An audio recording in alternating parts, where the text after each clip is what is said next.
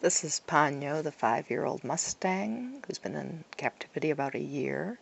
Going to be doing work in hand, starting with softening the jaw exercise using 3 rain aids I learned from Jean Froissart about more than 30 years ago.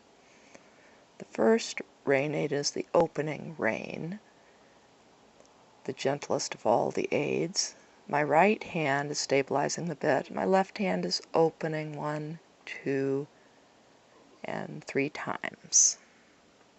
The next rain aid is a lifting rain, and I'm just asking her to soften her jaw. 1, 2,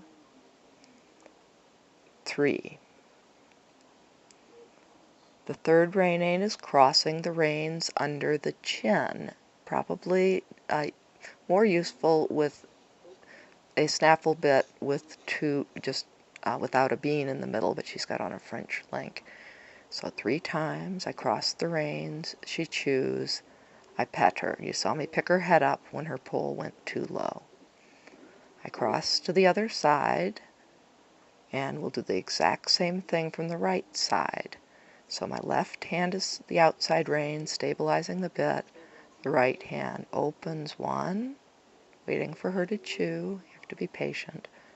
Not pull harder, just wait. 1, and a pat. 2, and a pat. 3, and a pat.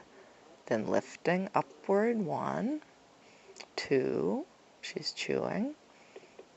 3, and the pull goes too low, I lift her head up.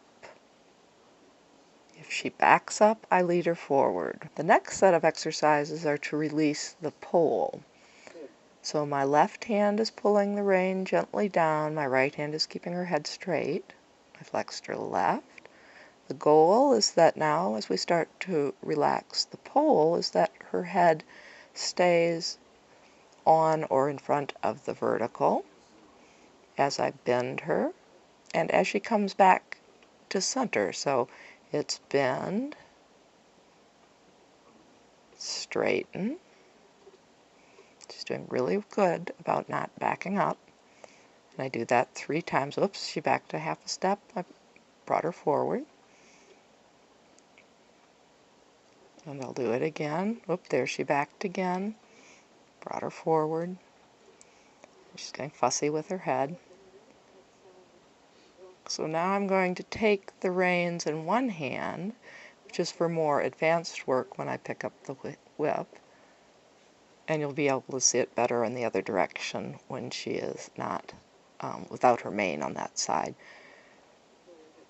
So I'm going to come over to the other side and lift her pole again so that she doesn't go pole low. And then I'm going to take the left rein between my second finger and, the left rein under my little finger, the right rein under my second finger. And I'll be able to use the whip in my right hand. I didn't even need one. She picked up her foot when I have the whip, and I add that later. So now if I gently turn my wrist and pull slightly down with my first 2 fingers, she'll bend right. And then as I use my wrist and my little finger, she'll bend left.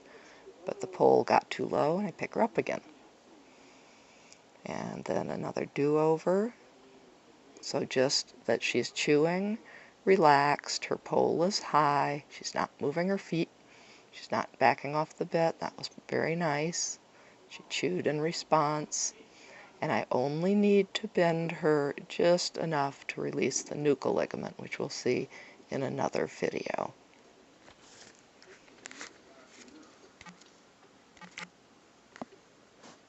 Come back and do it again. And big pats as a reward. And then as another reward, I'm going to stretch her down and just let her release her neck. Now that Ponyo is no longer backing off the bit with contact, it's time to try to add movement.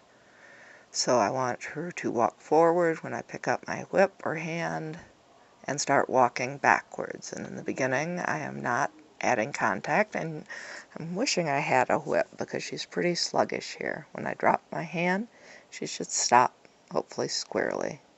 And again, she should walk off when I move my hand. I'd like her walking more briskly, but we'll take what we have.